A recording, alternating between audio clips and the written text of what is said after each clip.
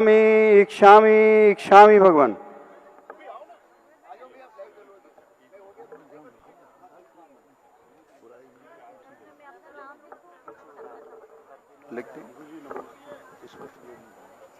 आज शांतिनाथ दिगंबर चमत्कारोदय तीर्थ क्षेत्र के इस विशाल परिसर से परम पूज्य निर्यापक श्रमण मुनिपुंग सुधा सागर जी महाराज के मुखारविंद से आध्यात्मिक जिज्ञासा समाधान का कार्यक्रम प्रारंभ होने जा रहा है और आज की जिज्ञासाओं का प्रारंभ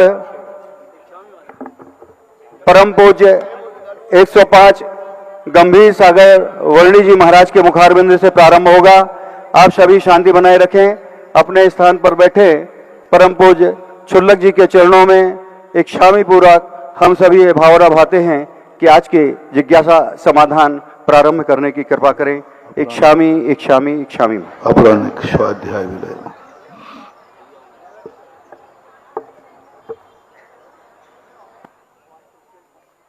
सभी श्रोतागण एवं जिज्ञासु पूज सभी को नमोस्तु करें।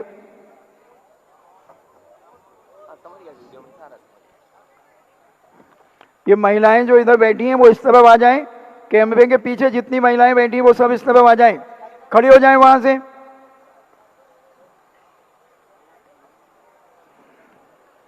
वंशिका जैन कोटा से पूछती हैं, नमोस्तु महाराज जी।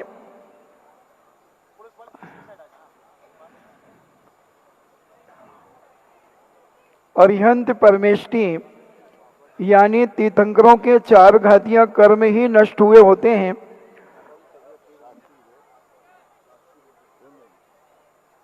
अरिहंत परमेष्टि के 4 घातियां कर्म नष्ट होते हैं। 4 घातियां कर्म नष्ट कैसे होते हैं? उसी जन्म में होते हैं या अन्य जन्म में? 4 जो घातिया कर्म होते हैं वो द्वितीय शुक्ल ध्यान के माध्यम से, एक घातिया कर्म जो मोहिनी है, प्रथम शुक्ल ध्यान पृथकत्व वितर्क विचार नाम से होता है, उस ध्यान के माध्यम से होता है। दूसरा पूज्यवर वीरसेन स्वामी महाराज ने धर्म ध्यान के माध्यम से भी मोहिनी कर्म का क्षय किया। दूसरा प्रसंग है 3 घातिया कर्म जो हैं, एकत्व वितर्क विचार नाम का जो द्वितीय शुक्ल ध्यान है उसके माध्यम से क्षय होते। अघातिया कर्मों का जो क्षय होता है वो 14वें गुण स्थान में चतुर्थ शुक्ल ध्यान विपरीत क्रिया निर्वृत्ति नाम का जो चतुर्थ ज्ञान है, उस चतुर्थ ज्ञान के माध्यम से इन अघातिया कर्मों का क्षय होता है। उसी जन्म में होता है, बिना क्षय हुए बिना मोक्ष नहीं हो सकता। ऐसा रुचि जैन अहमदाबाद से पूछती हैं, नमोस्तु गुरुदेव। एक सच्चे और अच्छे भाई का अपनी बहन के प्रति क्या कर्तव्य होना चाहिए? भाई बहन का तो कर्तव्य ही है, क्योंकि बहन की जिंदगी अधर्म होती है। बहन को एक दिन पराए घर में जाना है तो पूरी जिंदगी भर उस पर भाई की निगरानी होना चाहिए, सुरक्षा कवच होना चाहिए, जिम्मेवारी होना चाहिए। माँ बाप के मरने के बाद अपने बहनों के प्रति वही व्यवहार, वही वात्सल्य, वही आवागमन भाई को भी अपनाना चाहिए। माता पिता यदि मरण को भी प्राप्त हो जाए तो बहन को ये ना लगे कि माँ बाप मर चुके हैं, अब हमें पीहर में कौन पूछने वाला है। भाई को यह एहसास कराना चाहिए कि माता पिता जरूर चले गए हैं, लेकिन जब तक तुम्हारा भाई जिंदा है तुम्हें चिंता करने की जरूरत नहीं है। बहुत बड़ी जिम्मेवारी होती है एक भाई की बहन के प्रति। भाई भाई के प्रति इतना जिम्मेवार नहीं है, क्योंकि भाई भाई कहलाता है। लेकिन बहन की जिंदगी तो एक ऐसी स्थिति में रहती है, स्त्री जाति का यही सबसे बड़ा दुर्भाग्य है। कब किस समय कौन सी विपदा आ जाए, कौन सा संकट आ जाए,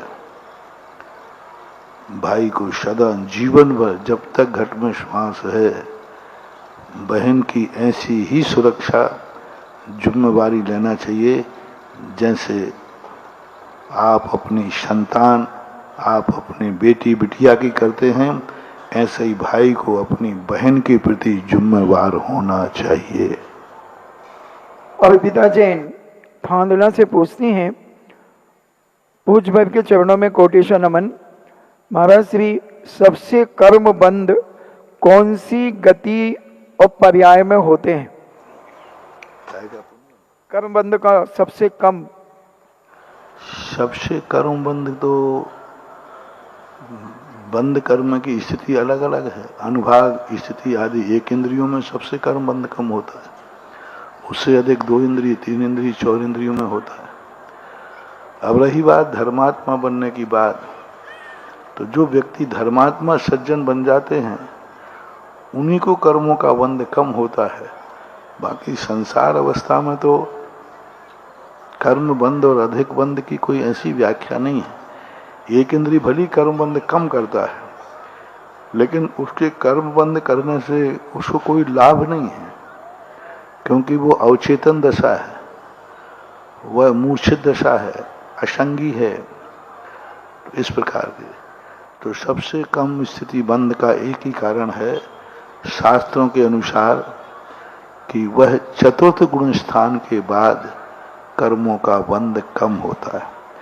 प्रायोग लब्धि से कम होना शुरू हो जाता है, करण लब्धि में और कम हो जाता है, और सम्यक दर्शन होने के बाद चौथे गुण स्थान से लेकर ऊपर के सभी गुण स्थानों में अनुभाग स्थिति आदि क्रमशः कर्म कम होते जाते हैं। यही कारण है कि सम्यक दर्शन, ज्ञान, चारित्र, ये तीनों के कारण से ही कर्मों का बंध रुकता है। नूतन जैन दिल्ली से पूछती हैं, नमोस्तु महाराज जी, कष्ट सहते हैं, दिगंबर साधु अनेक प्रकार के कष्ट सहन करते हैं, तो कष्ट सहने से क्या कोई विशेष फायदा होता है? कष्ट सहन करते नहीं हैं, कष्ट आते हैं तो उनका प्रतिकार नहीं करते। सहिष्णु होना, परिसय जय होना, सहन का करने का अर्थ मजबूरी में सहन नहीं कर रहे हैं, हर्ष के साथ सहन कर रहे हैं, क्योंकि वो जानते हैं कि सहन नहीं करने पर अपार कष्ट आने वाला। तुम समझते हो कि साधु कष्टों को सहन कर रहा है, नहीं, बहुत बड़ी भूल है तुम्हारी। यदि मैं ये कष्ट सहन नहीं करूंगा तो आगे आने वाला जो कष्ट है वो असहनीय होगा, इसलिए ये कष्ट सहन कर रहे हैं। तुम्हें रात्रि में नहीं खाने दिया तो और रात में तुम्हें कष्ट हुआ, तो हम यही कह रहे हैं कष्ट सहन कर लो। तो कष्ट सहन क्यों करा रहे हो? यदि ये रात कष्ट सहन नहीं किया और रात में खा लिया तो नरकों में ऐसे कष्ट मिलेंगे कि दिन में भी खाने नहीं मिलेगा। तो धर्म के क्षेत्र में लोगों की यही तो भ्रम धारणा है कि धर्म का क्षेत्र में कष्ट सहन करो, भूखे मरो, प्यासे मरो, केश लॉन्च करो, ये करो, वो करो, ये सब कष्ट नहीं। ये जो महान कष्ट आने वाला है उससे बचने के लिए ये छोटे मोटे कष्ट उठाना पड़ते हैं। ये कष्ट कैसे हैं? जैसे आपको बीमारी आ जाए तो सुई लगाने में कष्ट होता है कि नहीं? तो फिर क्यों लगवाते हो? कुछ कष्ट तो होता ही है। क्यों करो? क्योंकि वो कष्ट तो छोटा सा है, लेकिन नहीं लगवाएंगे तो फिर कष्ट। ऑपरेशन में कष्ट होता है कि नहीं? फोड़ा है, दबाओगे तो कष्ट होगा, चीड़ फाड़ करे, तो मालूम है कि कष्ट हो रहा है, फिर क्यों कष्ट सहन करते हो? क्योंकि यदि फोड़ा फोड़ने का कष्ट सहन नहीं करोगे तो फिर पैर कटेगा। तो अपन समझ रहे हैं कि फोड़ा फोड़ने में कष्ट हो रहा है, कष्ट नहीं हो रहा है, महाकष्ट को न आ जाए, उससे बचने का ये उपाय है। ऐसा ही जो त्यागी वृत्ति धर्म क्षेत्र में कष्ट सहन करते हैं, ये कष्ट सहन नहीं कर रहे आप, ऐसा सोचना ही व्यर्थ है। यही सोच तो आप लोगों का गलत है। हम प्यास लगी है साहब, तो कैसे सहन करूं, पानी तो सामने रखा है, पिलाने वाला पी रहा है, तो पीने में क्यों कष्ट सहन करें, पी लेना चाहिए। खाने वाला खिला रहा है तो खा लेना चाहिए। नहीं, कष्ट जो सहन कर रहे हैं भूख प्यास का, यह हमें महाकष्टों से बचाएगा।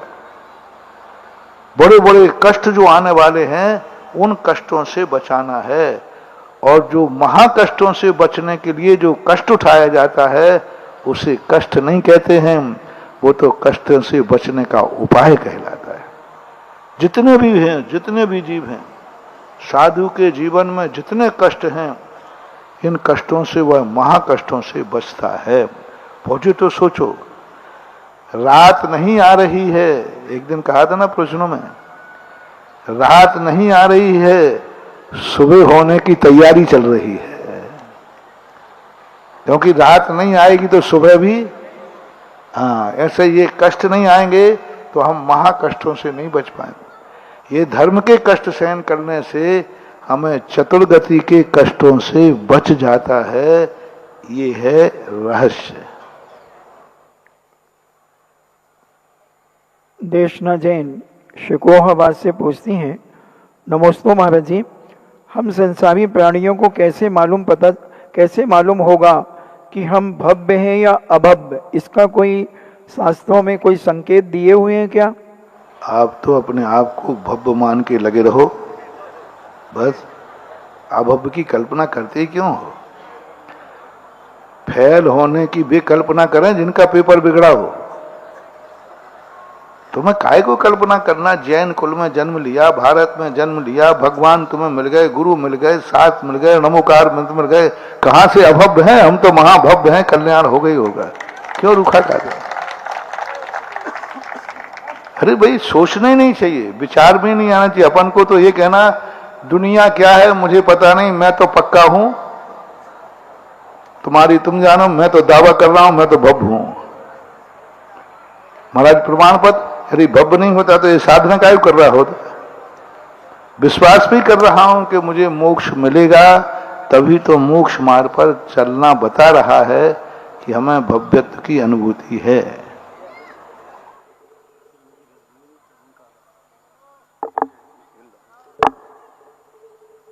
आदिनाथ, पुण्योदय, शुदा कलश और जिनवाणी चैनल के माध्यम से बैठे हुए जो जिज्ञासु हैं और वर्तमान में शांतिनाथ दिगंबर जैन चमत्कारोदय तीर्थ क्षेत्र पर इस विशाल परिसर के समक्ष में प्रत्यक्ष में बैठे हैं जिज्ञासुओं की ओर से गुरुदेव के चरणों में अनंत कोटि नमोस्तु नमोस्तु नमोस्तु। क्षुल्लक श्री गंभीर सागर जी वर्णी महाराज के चरणों में एक शामी एक शामी एक शामी। गुरुदेव, आज आपके परम सानिध्य में जिन्होंने अपने आप को समर्पित किया है और अपने पुण्य को चक्रवर्ती व्यास सरी का बढ़ाने का क्रम जिन्होंने प्रारंभ किया है, ऐसे श्री तरुण, रजनी, अनुराग, मनसा, ऋतिका, अंकुर, ब्यावर निवासी, मुंबई प्रवासी, इन्होंने शांति धारा करके अपने पुण्य को बढ़ाया है। 1,51,000 रुपये की राशि से इन्होंने शांति धारा करी। श्री सुदेश जैन, तालियां आपकी बजना चाहिए, अनुमोदना का 6वां हिस्सा आपके हिस्से में आता है। श्री सुदेश जैन, श्रीमती वीणा जैन, पीहू वीरा, अनोखी रानी, शाह परिवार, अमरपाटन, इन्होंने 1,11,000 रुपये की राशि से शांति धारा करी है। प्रकाशन जैन, सतीता जैन, पलाश महरा जैन, जबलपुर, स्वास्थ्य लाभ हेतु इन्होंने भी शांति धारा करी। और आज जिनके यहाँ आहार दान हुआ है और उन्होंने नवोदय भक्ति पूर्वक आहार दान देने का परम सौभाग्य प्राप्त किया है। श्री मनोज मेदी, पुष्पेंद्र मोदी, इन्होंने को आहार दान देने के उपलक्ष्य में इन्होंने 1,11,000 रुपये की राशि प्रदान की है। जबलपुर से जो लोग आज दोपहर में पधारे, इन सभी ने विशाल जैन, नेवाड़ जैन, जबलपुर संरक्षक सदस्य हेतु इन्होंने 1 लाख रुपए की स्वीकृत प्रदान करी है। तीर्थ क्षेत्र कमेटी इनका हृदय से अभिनंदन करती है और हृदय से आभार व्यक्त करती है। आज की जिज्ञासा समाधान के प्रारंभ में खार घर से दिगंबर जैन मंदिर नवी मुंबई से हमारे साधर्मी बंधु पधारे हैं। मैं ससम्मान उन्हें आमंत्रित करता हूं, कृपया अपनी जिज्ञासा रखें। धन्यवाद। नमोस्तु नमोस्तु नमोस्तु। महाराज श्री के चरणों में खारगर समाज की तरफ से नमोस्तु नमोस्तु नमोस्तु। गुरुदेव, हमारे यहाँ एक छोटे से जिनालय की 2008 में स्थापना हुई थी, जिसके की मूल नायक चंद्रप्रभु भगवान हैं, जो कि आचार्य श्री विद्यासागर जी महाराज द्वारा प्रतिष्ठित प्रतिमा है। अब हमें 17 साल बाद अथक प्रयास के बाद में बड़ी जगह मिली है, वो भी महाराष्ट्र सरकार से। बड़े प्रतिस्पर्धा के अंदर हमारे को ये जगह अलॉट हुई है। भगवान का इतना आशीर्वाद और चमत्कार था कि ये जगह हमें प्राप्त हो सकी। अभी छोटे मंदिर में जो मूल नायक है, उनकी 17 साल से पूजा अर्चना सभी कर रहे हैं। अधिकांश समाज की भावना है कि वर्तमान चंद्रप्रभु भगवान की मूर्ति मूल नायक के रूप में आगे ये रहता है। आप लोग ऐसा करें, विस्तार से नहीं, संक्षेप में शंका करें। कई स्थानों पर पहले छोटी मूर्तियां होती हैं, छोटा समाज होता है, छोटा मंदिर होता है। तो उन छोटे मंदिरों में हमेशा जब समाज बढ़ जाती है तो छोटे भगवान को आगे रख देना चाहिए और बड़े भगवान को पीछे रखना चाहिए, पर मूल नायक उसी नाम के बनना चाहिए। मूर्ति में कोई मतलब नहीं है। शांत, जैसे मान लो महावीर स्वामी हैं तो मूल नायक महावीर स्वामी ही रहेंगे। आदिनाथ हैं तो आदिनाथ ही रहेंगे। शांतिनाथ शब्द जो है तो शांतिनाथ ही मूल नायक रहेंगे। मंदिर छोटा था, छोटी समाज थी, अब बड़े आ गए तो बड़े भगवान बैठा दिए, लेकिन नाम शांतिनाथ ही रखना, ऐसा करना। मतलब जिसकी जो मूर्ति है उनको आगे रख लेना छोटे, और उन्हीं नाम को। दो मूल नायक नहीं बना। दो मूल नायक है ना, शांतिनाथ और अजितनाथ, ऐसे नहीं बनेंगे। आदिनाथ महावीर स्वामी नहीं बनेंगे। महावीर स्वामी की आप मूर्ति बैठा सकते हैं, छोटे महावीर और बड़े महावीर उनको आगे पीछे कर सकते हो, उसमें कोई बाधा नहीं। कि जिज्ञासा ये है कि जो नया भूखंड मिला मर है। गया, मैं समझ गया जिज्ञासा है, ज्यादा खुलासा नहीं करें तो अच्छा है। चलिए तैयार रहेंगे। हमारे यशस्वी जीटो डायरेक्टर श्रीमती रजनी तरुण काला मुंबई, सुमन जी धगड़ा ब्यावर अध्यक्ष चातुर्मास कमेटी, और इनका तीर्थ क्षेत्र कमेटी सामाजिक अभिनंदन भी करना चाहती है। कमेटी आ जाए और जिज्ञासा के लिए माननीय रजनी तरुण काला मुंबई आ जाएं। और तैयार रहेंगे प्रमला जैन जबलपुर।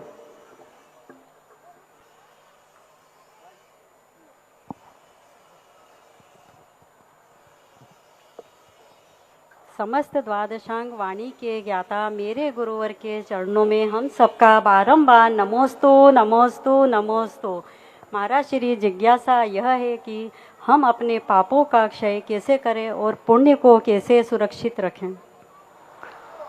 अशुभ कर्मों को तो जो अशुभ कर्म के जो परिणाम हैं उन परिणामों को समझना पड़ता है, और अशुभ कर्मों के जो परिणाम है हमेशा एक बात विचार करना पड़ती है कि कौन से परिणाम हैं जो हमारे द्वारा दूसरे को दुख पहुंचाया जाए, हमारे द्वारा कोई अशक्त भाषण हो और हमारे द्वारा दूसरे जीवों को कष्ट हो। इस पर जो ध्यान रख लेते हैं कि कष्ट ना हो पाए, ऐसे परिणाम रखते तो उससे पुण्य का बंध होता है, और ऐसा ध्यान न रखते हैं तो अशुभ कर्मों का बंध होता है।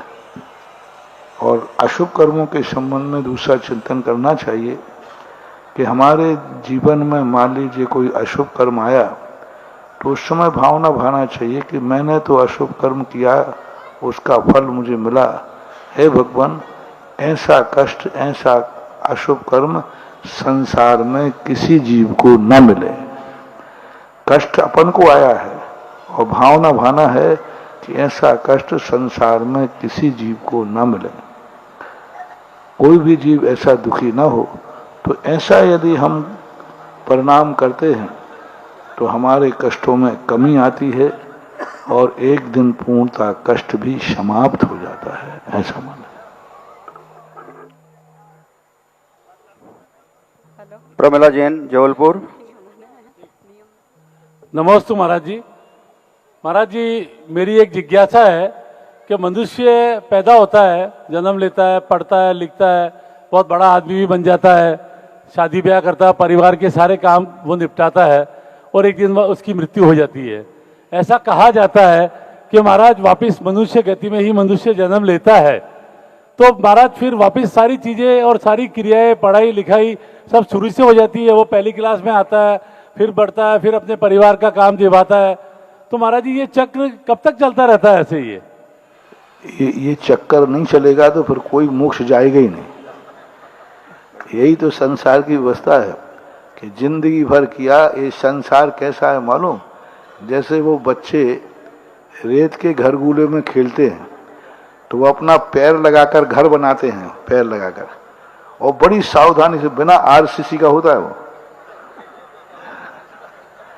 हाँ, कोई आरसीसी नहीं, कोई क्या शटरिंग, वो पैर लगा देता है और ऊपर से रेत, और इतनी सावधानी से पैर निकालता है कि वो बिना उसके ज्यों का त्यों बन जाता है। इतनी सावधानी से बनाया, और जैसे ही खेल खत्म हो खत्म कर दिया।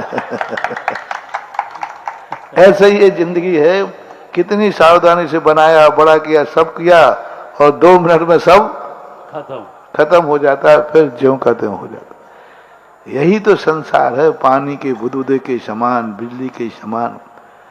यही सब सोच करके, जगत का स्वभाव सोच करके, वैराग्य प्राप्त करके ऐसी दशा को प्राप्त करना है जिसमें एक बार प्राप्त तो हो लेकिन व्यय ना हो, सुबह तो हो लेकिन अंधेरा ना हो, सुख तो हो लेकिन सुख का अभाव ना हो। उसी के लिए तो ये मोक्ष मार्ग की उत्पत्ति होती है संसार में, तो यही।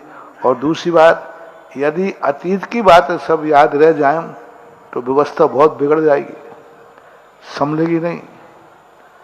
यदि मान लीजिए किसी को पता चल जाए किसी का बेटा पड़ोसी में जन्म गया मर करके, और उसको सब याद आ जाए कि ये मेरे बाप हैं, तो अब बताओ वो इस बाप को माने कि उस बाप को माने? और उस पापा से कहे, पापा हम आपके बेटा हैं, जो आप हमें ध्यान रख रहे हो ना, तो मैं आपका ही बेटा हूं, वसीयत लिख दो। अराजकता फैल जाएगी, इतनी अराजकता फैलेगी कि कोई संभले नहीं संभलेगी। इसलिए प्रकृति ने ऐसा नियम दिलाया कि तुम्हारी जिंदगी जो थी खत्म हो गई, सब यहीं का यहीं रखो, समेटो और नई जिंदगी शुरू करो। ये व्यवस्था है। नमस्ते महाराज जी। प्रमिला जी। नमोस्तु महाराज, नमोस्तु महाराज जी। ये मंदिर बनाने का पुण्य क्या मिलता है? हाँ? एक मंदिर बनाने का पुण्य क्या होता है? मंदिर बनाने का पुण्य मिलता है कि कल के दिन व्यक्ति विमानों में पैदा होता है, चक्रवर्ती बनता है, और एक दिन मोक्ष रूपी महल भी मिल जाता है। क्योंकि जो भगवान को आवास दान दे रहा है उसके लिए भी आवास दान। एक दिन हमने कहा था ना कि आवास दान देना है भगवान को, गुरु को, साधर्मी को, अनाथों के लिए, इन सब के आवास दान। इस आवास दान में पुण्य क्या बंद होता है? यदि तुमने पशु आदि को आवास दान दिया, गौशाला आदि में, तो एक ऐसे परिवार में जन्मोगे जहां खुद का घर का मकान होगा। लेकिन कोई धर्मशाला, संतशाला बनाई होगी तो वहां तुम्हें एक हवेली मिलेगी, और मंदिर बनाया होगा तो किसी राजा के यहाँ चक्रवर्ती के बेटे बन के जन्मोगे। क्योंकि जो आवास दान देता, सीधा सिद्धांत मानो, जो बोगे वही पाओगे। गेहूं बोया है तो आवास दान तुमने किसी को दिया है तो तुम्हें आवास मिलेगा। अब वो आवास दान किसको दिया तुमने? त्रिलोकीनाथ को दिया। उसको दिया तो उतना बड़ा आवास दान। किसको आवास दान दिया? गुरु को दिया तो उतना बड़ा है, साधर्मी को दिया उतना बड़ा है, गौशाला में दिया तो उतना बड़ा है, एक पक्षी को दिया तो उतना बड़ा है। तो ये आवास दान है, ये खेती है संसार। हमें निरोगता चाहिए तो हमें औषधि दान देना पड़ेगा। औषधि दान हम इसलिए नहीं दे रहे कि वो ठीक हो जाए, वो ठीक वो होगा, लेकिन हमें निरोग नाम कर्म का बंध होगा, हम निरोग रहेंगे। तो ये सब जिस प्रकार की क्वालिटी हमें चाहिए है, ये सब मंदिर बनाना, आहार देना, दान देना, ये सब किसान के समान हैं।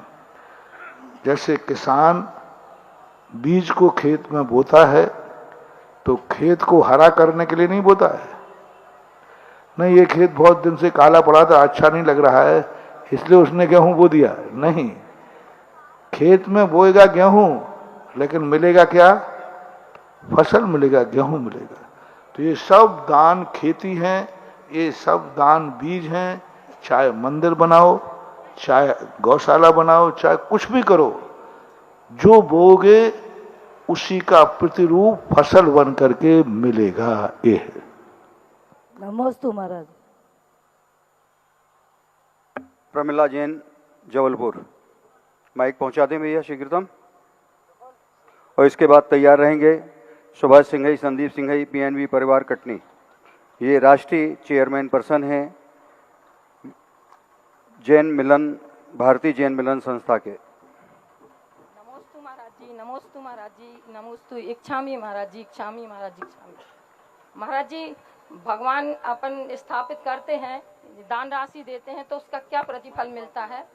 अभी बताया ना हमने, अभी वही बताया, वो सब बीज है ये सब। और यदि अपन उसके मतलब अपन शहर छोड़ के दूसरे शहर चले जाएं तो उसमें कुछ पाप तो नहीं लगता? जहाँ स्थापित की वहाँ से नगर छोड़ के चले जाएं तो कोई पाप तो नहीं लगता? क्यों चले जाओ? भगवान को ले जाओ या भगवान को कुछ ना कुछ करो। ऐसे ही छोड़ के थोड़ी भाग सकते हो, या तो भगवान को साथ ले जाओ या वहाँ भगवान की व्यवस्था करो। ऐसे ही छोड़ के नहीं भागना चाहिए। भगवान को ले जाने के लिए व्यवस्था बनाइए, और उनकी कैसे व्यवस्था बन सकती है ये बनाइए। जब बंटवारा हुआ था पाकिस्तान के अंदर, तब जैनियों को जब भगवान को छोड़ने की बात आई, प्लेन वाला कहता है या तो तुम जा सकते हो या तुम्हारी मूर्ति जा सकती है। तो सबने सलाह दी कि मूर्तियों को छोड़ो, खंडित हो जाएंगे, तुम लोग प्राण बचाओ, क्योंकि आखिरी प्लेन है, उसके बाद तुम कुछ कर नहीं पाओगे। तो जैनियों ने कहा कि साहब हम रुके जाते हैं, पहले हमारे भगवान जाएंगे, हम भगवान को छोड़ के नहीं जाएंगे। हमने पूजा की है, हमने इनको हमारे इस प्रकार के, हम भगवान को छोड़ के नहीं जाएंगे, भगवान तो पहले जाएंगे। पाकिस्तान के अंदर मुल्ताई कोई है से? जी जी जी, वहां का मंदिर था, वहां के लोगों ने कहा हम भगवान को छोड़ के नहीं जाएंगे, भगवान पहले जाएंगे, भगवान का विहार पहले होगा। और कानून कहता है, पायलट कहता है कि साहब प्लेन में या तो तुम बैठ पाओगे या हम बैठ पाएंगे। तो समाज ने क्या कह दिया, और उसके बाद नियम से जो मूर्ति रहेगी तो मूर्ति मिटेगी, और श्रावक बचेंगे तो श्रावक बर्बाद हो जाएंगे। माहौल उस समय ऐसा था। तो उन्होंने कहा नहीं साहब, हमारी मूर्तियां आप ले जाइए और वहां पर जयपुर में हवाई अड्डे पर उतार करके जैन समाज को सौंप देना, हम लोग यहाँ मरने को तैयार हैं, हमारा जो होगा। तब पायलट कहता है तुम लोग इतने भगवान में इतनी ताकत है कि तुम भगवान का विहार कराओगे पहले? तो उन्होंने कहा हाँ। तो पायलट कहता है जब तुम्हें इतना समर्पण है तो आओ बैठो, तुम्हें बैठालता हूं, भगवान को बैठा, जो होगा सो देखा जाएगा, जो होगा सो। अब मरेंगे तो भगवान के साथ ही मरेंगे।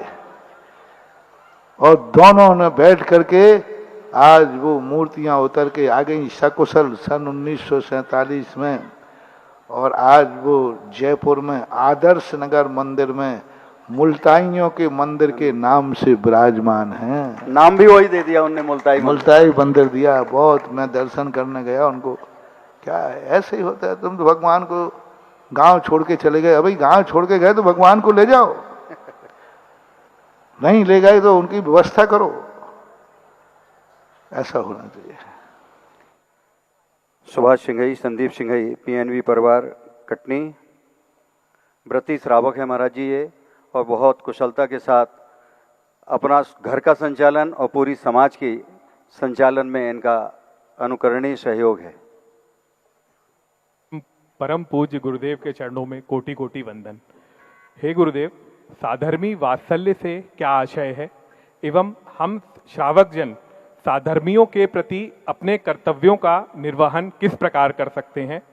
साधर्मी वात्सल्य का अर्थ होता है हमारा एक आचार विचार धर्म एक हो, दोनों का लक्ष्य एक हो, और सामने वाले के ऊपर जो कष्ट आवे उसे हम कैसे निवारण कर सकते हैं, ये साधर्मी वात्सल्य कहलाता है।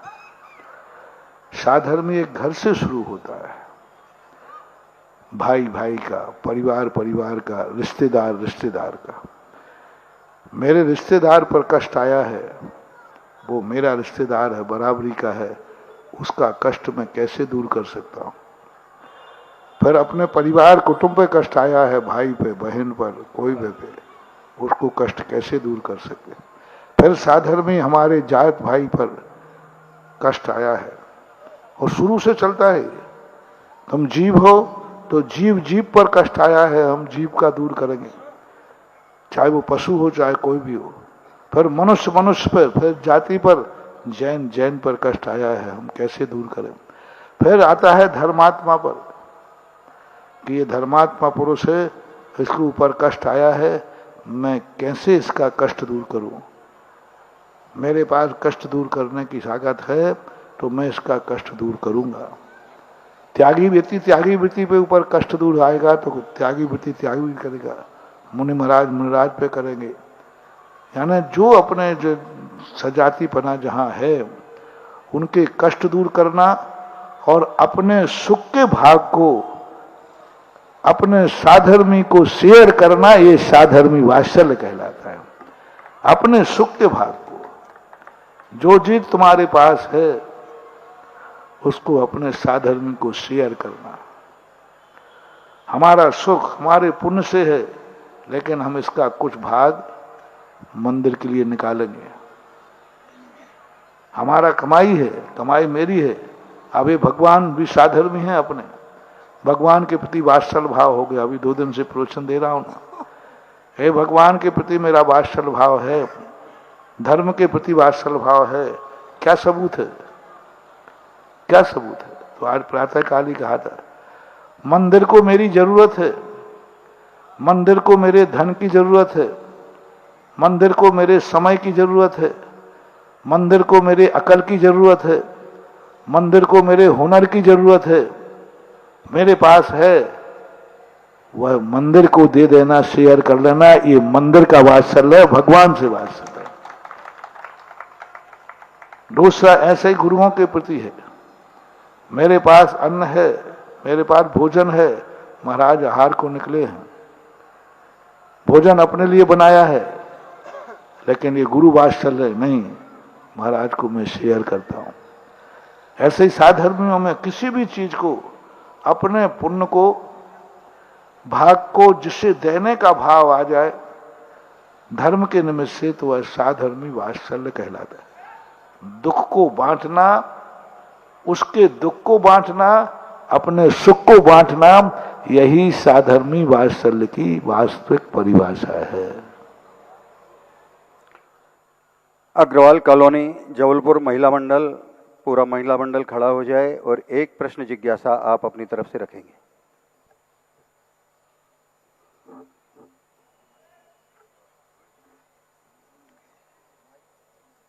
माइक पहुंचा दें।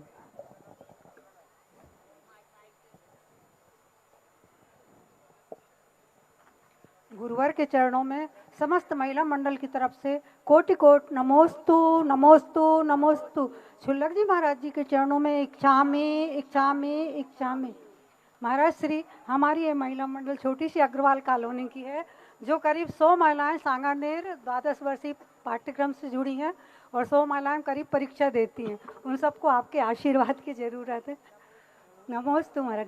महाराज जी, हमारी जिज्ञासा है कि हमारी महिला मंडल है, छोटी छोटी सी राशि इकट्ठी करके, अभी हम लोग ने जब भूमि दान किया था तो उसमें 55 लाख रुपए की राशि महिला मंडल द्वारा दी गई थी।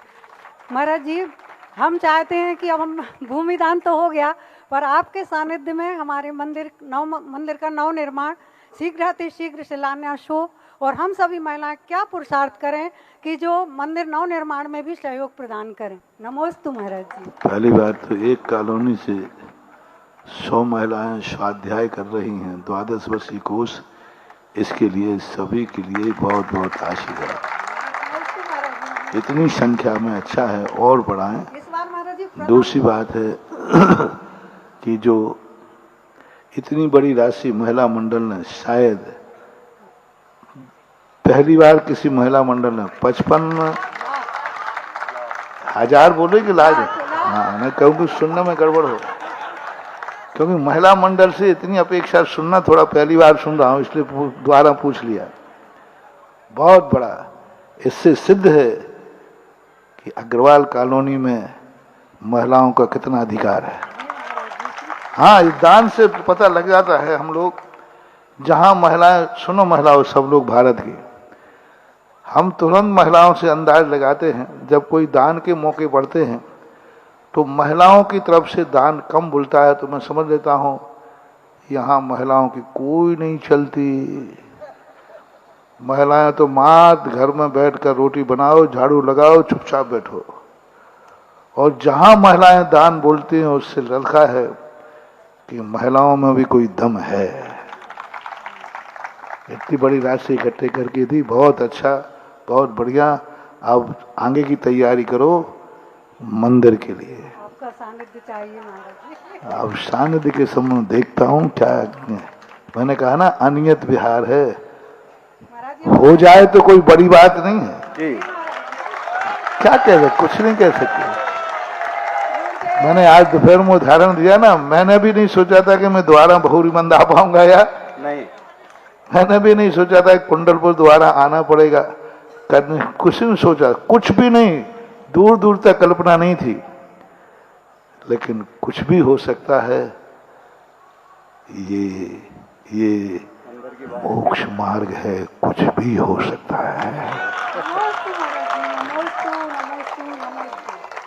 महाराज जी, हंसिया पे तरबूज गिरे या तरबूज पे हंसिया गिरे, नुकसान तो शासनोदय महिला मंडल हनुमानताल जबलपुर।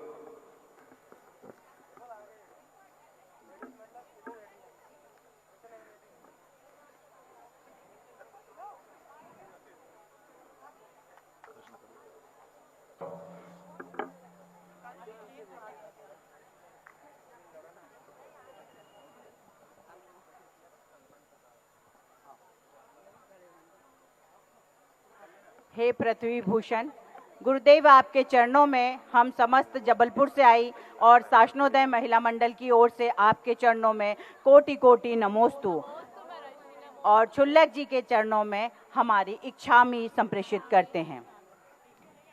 हे स्वामी, राजा ऋषभनाथ के द्वारा बनाई गई राज्य चलाने की नीति को संसार में राजनीति का नाम दिया गया और इसमें सम्यक्त आचरण की सदैव से प्रधानता रही है। पर गुरुदेव, सम्यक्त आचरणधारी हम समस्त जैन समाज के वासी व युवा वर्ग की ऐसी क्या कारण है कि वर्तमान में राजनीति में उदासीनता का कारण बन रहा है। वर्तमान में युवा, जो हमारी युवती वर्ग है, महिला वर्ग है, उनका भी वर्तमान राजनीति में उदासीनता और उपेक्षा का कारण बना है। साथ ही वर्तमान राजनीति का विशुद्धिकरण कैसा हो, ऐसी हम आपसे अपेक्षा रखते हैं गुरुदेव। आपके मुखारबिंद से शब्द मिले हमें। रामचंद्र कहे गए सिया से, ऐसा कलयुग आएगा, हंस चुनेगा दाना पानी, कौआ मोती खाएगा। तो कलयुग की यही तो बलिहारी है। भरत चक्रवर्ती के स्वप्नों में आया ना, हाथी के ऊपर बंदर बैठा है, हाथी के ऊपर राजा बैठता था, राजा ऊंट की सवारी कर रहा है और बंदर हाथी की सवारी कर रहा है। तो यही तो सब आज देखने में आ रहा है कि जो अच्छे लोग होते हैं वे जिम्मेवारी से दूर होते जाते हैं और जो जिम्मेवार नहीं है वे जिम्मेवारी के पदों पर बैठ जाते हैं। जिनका कुछ भी स्टेटस नहीं है, ना मन है ना वचन है, सब तरफ से आज ये देखने में आ रहा। ऐसे लोग कई बार कई कार्यों में कई स्थानों पर आ जाते हैं जो उनकी योग्यता नहीं है। अभी एक दिन मैंने कहा था ना, जो मंदिर ही नहीं आते, कभी दर्शन अनंत चौदस को भी नहीं करते, गुटखा खाते हैं, शराब पीते, वैष्णव में लिप्त हैं और कई स्थानों पर वो मंदिर के और समाज के अध्यक्ष हैं। किसके अध्यक्ष हैं? मंदिर के, ट्रस्ट के अध्यक्ष हैं और शराब पीते हैं। ट्रस्ट के अध्यक्ष हैं और कभी मंदिर ही नहीं आते। अध्यक्ष हैं, पदाधिकारी सब प्रकार के दोषों से युक्त हैं। अब क्या है, क्या कर सकते? कानून ऐसा बना दिया, अंग्रेजों ने ऐसे नियम बना दिए कि आप कुछ नहीं कर सकते। वो ट्रस्टी है तो है। तो ये कलयुग की है। तो चक्रवर्ती के 16 स्वप्नों में, और ये अभी जो पंक्ति हमने सुनाई, ये पंक्ति आज स्पष्ट रूप से अनुभव में आ रही है। यही परिणति है। फिर भी हमें अच्छे लोगों को सदा प्रयास करना चाहिए। बुरे लोगों के आगे आ जाने से अच्छे लोगों को पीछे नहीं हटना चाहिए।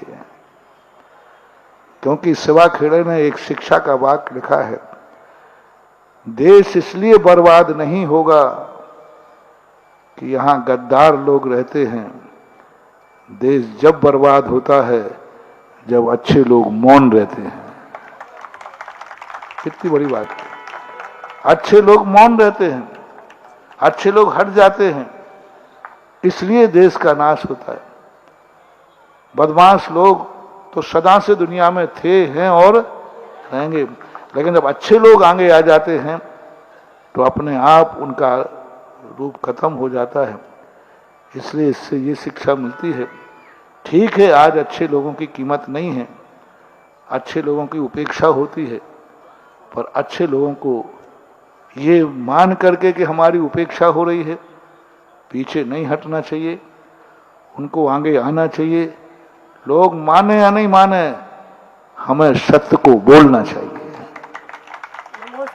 लोग माने या ना माने, हमें सत्य की बात को रखना चाहिए। अपृष्टय अभिवक्तव्यम सुसिद्धांतार्थ विप्लवे। जब सिद्धांत का विप्लव हो, क्रिया का नाश हो, तो हमें आगे आना चाहिए। कह तो यही सकता हूं, और क्या। प्रगति महिला मंडल दिव्य घोष शिवनगर जबलपुर आ जाएं और इसके बाद तैयार रहेंगी पार्श्वनाथ शाखा हनुमान ताल जबलपुर। प्रश्न बहुत हैं, चलिए। पार्श्वनाथ शाखा हनुमान ताल जबलपुर।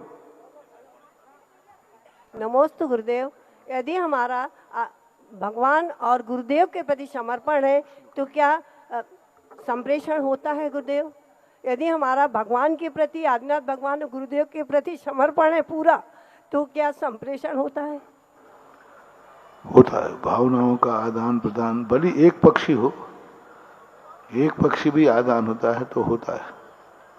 भगवान की तरफ से कुछ नहीं होता, लेकिन हमारी तरफ से है तो भी हमारे लिए होता है। महाराज जी, संप्रेषण नहीं होता तो सांगानेर की प्रतिमा बाहर नहीं आती, चांदखेड़े की प्रतिमा बाहर नहीं आती। और संप्रेषण नहीं होता तो चमत्कारोदय में भी चमत्कार नहीं होता। गुरुदेव, कल एक प्रश्न आया था और सबकी जिज्ञासा थी कि जैसे बड़े बाबा बिल्कुल फूल से और उच्चासन पर विराजमान हुए, आचार्य भगवंत की अनुकंपा कि आज इतनी जनता उन्हें अच्छे से दर्शन कर पा रही है और अच्छे से देख पा रही है, ऐसे सबकी भावना है कि हे भगवान, ये शांतिनाथ भगवान फूल से कैसे बाहर आएंगे, कौन से मंत्र की हम जाप करें, कौन सी आराधना करें कि ये सिद्धि यहाँ पर भी हो और गुरुदेव की भावना पूर्ण हो और शांतिनाथ भगवान उच्च आसन पर विराजमान हो और सबको अच्छे से शांति धारा और शांति विधान करने का अवसर प्रदान हो।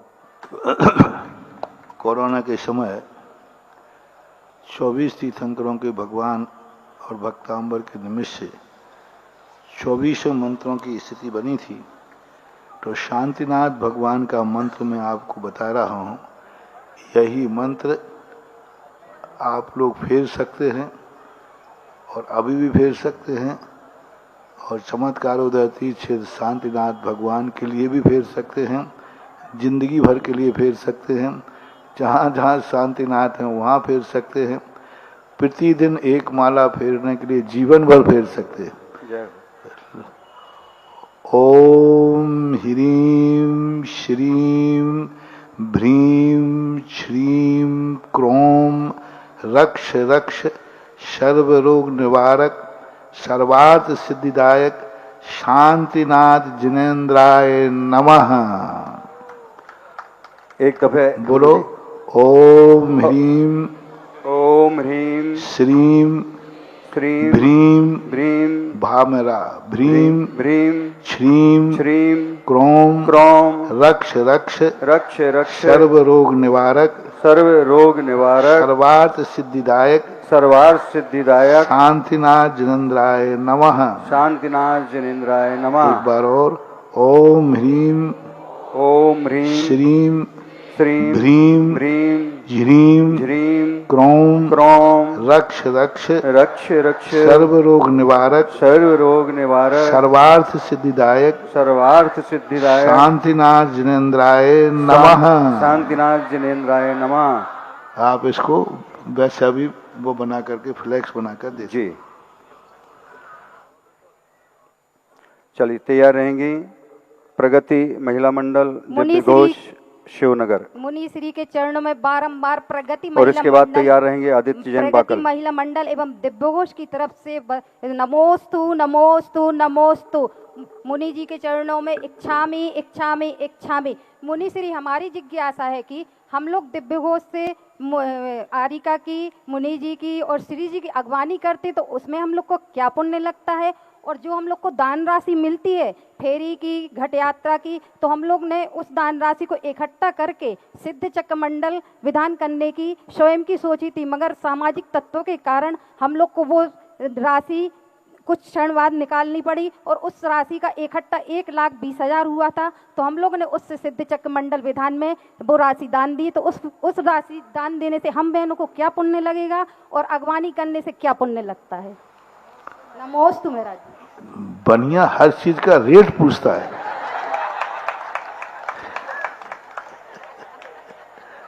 अब मैं क्या रेट बताऊं? कोई बनिया की दुकान है कि ये इतना रुपया किलो, ये इतना रुपया किलो।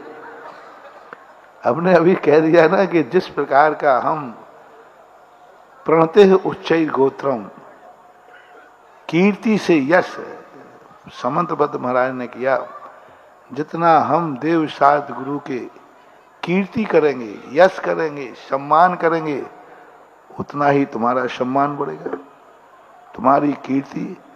भगवान का कीर्तन करने से यश बढ़ता है, कीर्ति बढ़ती है।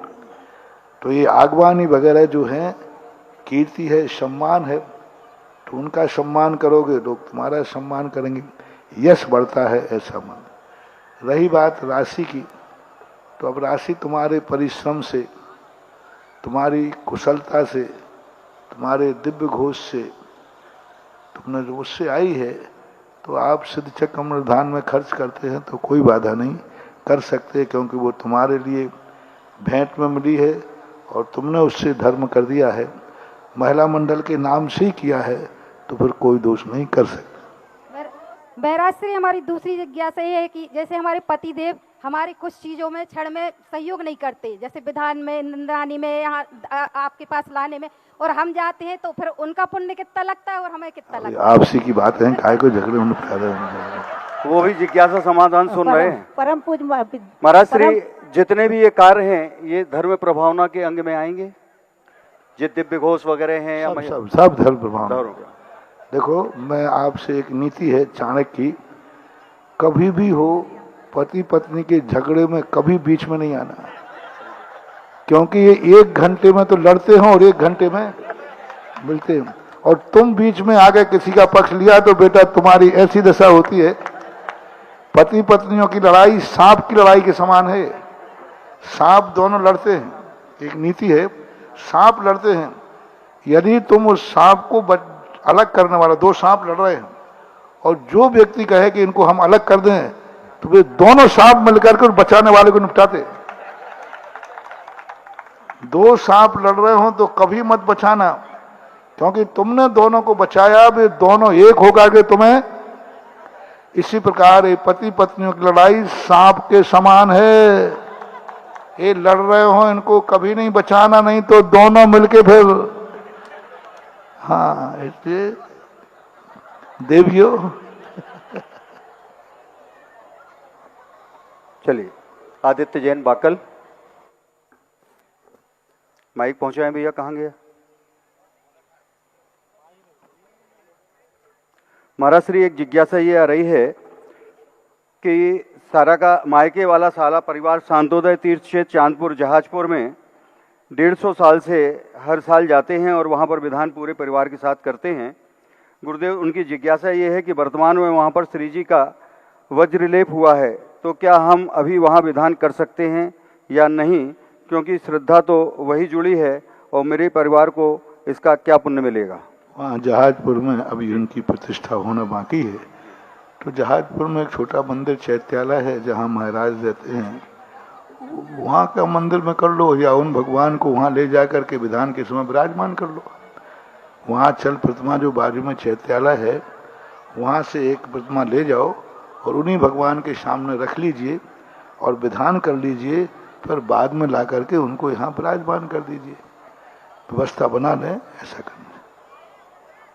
आदित्य जैन बाकल, और तैयार रहेंगे रूपेश जैन अमरपाटन।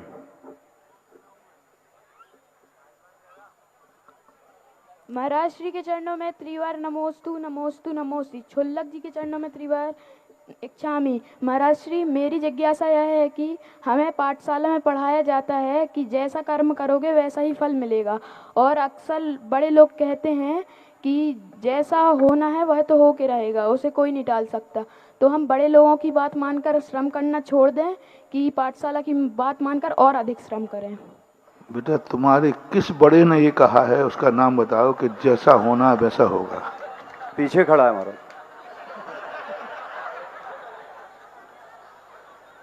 तो फिर कभी पापा किसी काम के कहें तो उनको जवाब दे देना, पापा गुस्सा मत हो, जैसा होना है वैसा ही होगा। तो ऐसा नहीं होता, जैसा कर्म करेंगे वैसा फल मिलता है। समय कोई चीज नहीं है, समय कोई निर्णायक नहीं है। हमने कल किया था कि आज किया, फल मिलेगा, करने का ही फल मिलता है, ऐसा माना। नमोस्तु महाराज। रूपेश जैन अमरपट्टन, तैयार रहेंगे डॉक्टर राजेश जैन भ्रति श्रावक बड़गांव।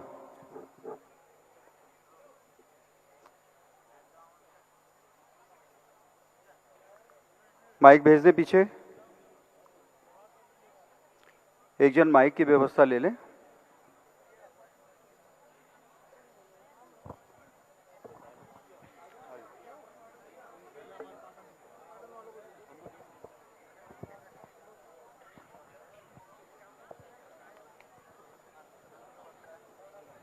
परम पूज गुरुदेव के चरणों में बारंबार नमोस्तु। शाह परिवार बारंबार नमोस्तु। इच्छाएं गुरुदेव, इच्छाएं गुरुदेव, इच्छाएं गुरुदेव। गुरुदेव, अमरपाटन में पाषाण का मंदिर नवनिर्माण हो रहा है, उसमें जो मिट्टी निकल रही है उसको ट्रस्ट वाले हमारे प्लाट में डलवाए हुए हैं। माँ जी, वो पे है, उसका पैसा दे रहे हैं, तो क्या वो मिट्टी अपने प्लाट में डलवाना उचित है या अनुचित है? मिट्टी है या फिर मटेरियल है? मिट्टी है, गहरी मिट्टी है गुरुदेव। हाँ, तो कोई बाधा नहीं है, मिट्टी से कोई बाधा नहीं। मटेरियल तो ऊपर का कुछ मटेरियल भी है, दोनों मिक्स है गुरुदेव उसमें। हाँ ठीक है, मिट्टी का कारण है वो, तो मिट्टी में कोई बाधा नहीं। मटेरियल खेत में डाल रहे तो कोई बाधा नहीं, निर्माण कार्यों में उपयोग नहीं कराना। जी। डॉक्टर राजेश जैन, परम पूज्य निर्यापक मुनि श्री सुधा सागर जी महाराज के चरणों में मेरा और सकल दिगंबर जैन समाज बड़गांव का बारंबार नमोस्तु नमोस्तु नमोस्तु। छुल्लक त्री के चरणों में इच्छामी इच्छामी इच्छामी।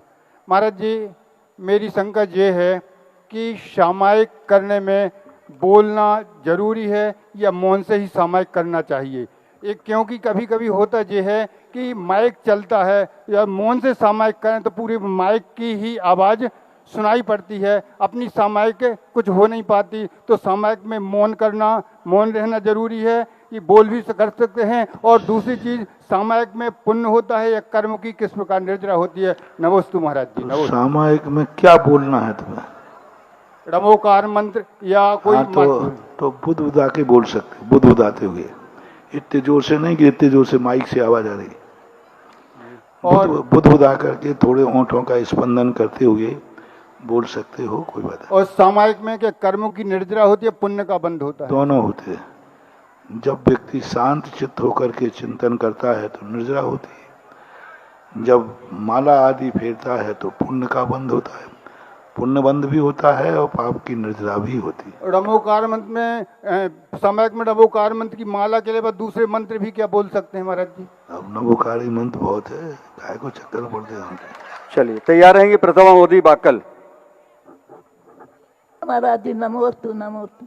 समाधि पूर्ण महाराज जैसा आशीर्वाद दो और 3 प्रतिमा हमारे अच्छे से पलें और आपके सानिध्य हमारी समाधि हो, ऐसी हमारी भावना है। नमोस्तु महाराज जी नमोस्तु। आशीर्वाद है। शास्त्रों में वैसे पंचनुति शब्द का प्रयोग किया है। सामायिक में चिंतन करें अथवा पंच परमिष्टि के लिए कहा गया। चलिए परमिष्टि शब्द का प्रयोग। हाँ, प्रतिभा मोदी बाकल और इसके बाद आरती के लिए तैयार रहेंगे मनोज जी बाकल और सभी परिवार, पुष्पेंद्र मोदी, प्रतिभा मोदी, सभी जन प्रश्न कर लें। नमोस्तु महाराज जी, नमोस्तु महाराज जी, नमोस्तु। इच्छामी महाराज जी, इच्छामी महाराज जी। आज हमारा इतना सौभाग्य था महाराज श्री, आपका पगान का सौभाग्य मिला, उसके लिए बार बार नमोस्तु नमोस्तु नमोस्तु। हे स्वामी, मेरा प्रश्न ये है, 13वें पटल में 7 धनुष 3 हाथ और 6 अंगुल का उत्सेद है और सप्तम पृथ्वी में 5 धनुष का उत्सेद होता है, तो ये उत्सेद क्या होता है? उत्सेद है ना ऊंचाई, जैसे हाइट होती है ना अपनी, ये उत्सेद है ना ऊंचाई।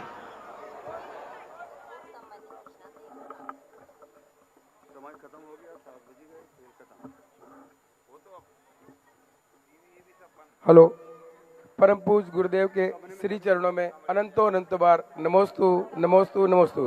हे परम पूज गुरुदेव, आज आपका गंधोदक हम सब मोदी परिवार को मिला, हम लोग बहुत बहुत आभारी हैं और जीवन भर ऐसी कृपा आपकी हमारे परिवार के ऊपर बनी रहे। हे गुरुदेव, ये अनंतो बार नमोस्तु नमोस्तु नमोस्तु। अंतिम समय तक आपके श्री चरणों की रज हमें प्राप्त होती रहे, ऐसी भावना है महाराज जी। और एक प्रश्न मेरा छोटा सा ये है महाराज जी, चूँकि अपने इसमें कहा है मृदु वचन बोलने के लिए, कठिन वचन मत बोल परनिंदा धूर्त, मतलब सबको प्रेम भाव से, अच्छे बनाए भाव से बोलना चाहिए। और दूसरी बोलते सत्य वचन कठोर होता है। तो अगर मान लो प्रिय वचन, तो आजकल बदमाश सबसे ज्यादा बोलने लगे महाराज जी, जिनको बदमाशी करना है, चापलूसी करना है, बेईमानी करना, वही बोलते हैं मधुर वचन। और जो सत्यवादी, जो सत्य बोलता है, सही बोलता है, उसका भोजन कठोर। तो कैसे उसमें पूरा वाक्य पढ़ो, कटुक वचन मत मोल पर निंदा अरु झूठ। 3 चीजें हैं उसमें। कठिन वचन है वो निंदात्मक है, अकेला कठिन वचन मत दो, कठिन वचन हो और निंदा हो और झूठ हो, ये तीनों चीजें जिसमें हो ऐसा वचन नहीं बोलना चाहिए। आज जो बेईमान बदमाश लोग हैं बेटो, अपने आप में वो उनका मीठा वचन भी निंदा में है।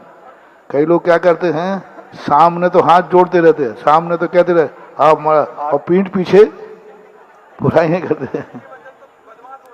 हाँ तो बोला, लेकिन वो पर निंदा के रूप में है। अपन कठोर वचन बोले तो निंदा का वचन नहीं है, अच्छे के लिए। मझौली दिगंबर जैन समाज आज हमारे बीच में है। आए आरती के लिए समस्त मझौली दिगंबर जैन समाज और आज के नौदा भक्ति पुण्यार्जक मुकेश जी मोदी, पुष्पेंद्र जी मोदी, मनोज जी मोदी, तो मुकेश मोदी कह दिया हमने, हमारे साथी है ना। चलिए सभी मोदी परिवार और पूरे मझौली दिगंबर जैन समाज हमारे बीच में है।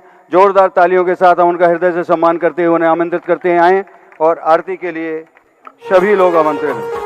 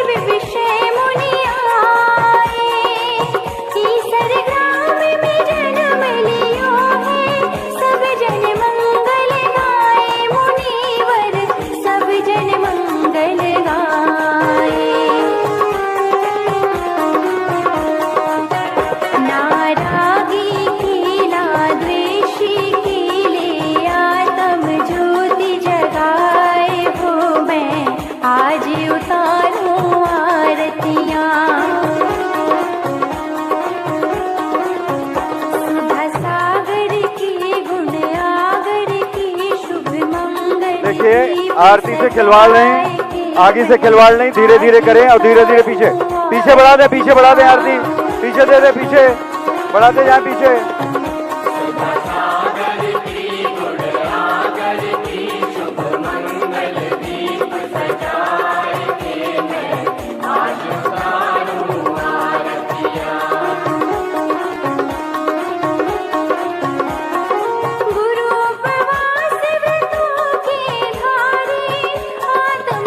पीछे पीछे तक भेज दें आरती।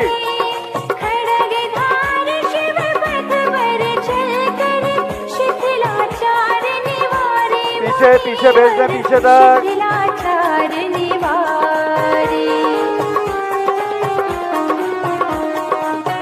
ब्रह्मचारी की वैरागी खिले दीप सुमन का थाल हो, मैं आज उतारूं आरतियां।